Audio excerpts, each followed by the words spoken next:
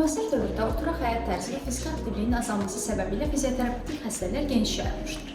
Boyun və bel ağrıları, oynaq problemləri, əzələ zəifliyi ən çox rast gəlinən şikayətlər arasındadır.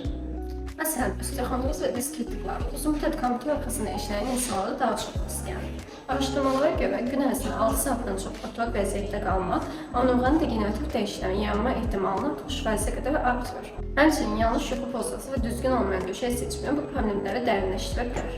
Digər geniş yayılmış problemlərdən biri oynaq problemləridir. Artrit və artroz kimi xəstəliklər yaşlı insanlarda daha çox rast gəlinsə də, bu hallar artıq gənclər arasında da artır. Məsələn, diz oynağında xırıltı və sərtlik gələcəkdə ciddi problemlərə yol aça bilər. Maraq doğuran faktlardan biri odur ki, kilolu insanlarda hər əlavə 1 kiloqram diz oynağına 4 kiloqram əlavə yük verir. Bu da artrozun inkişafına səbəb ola bilər.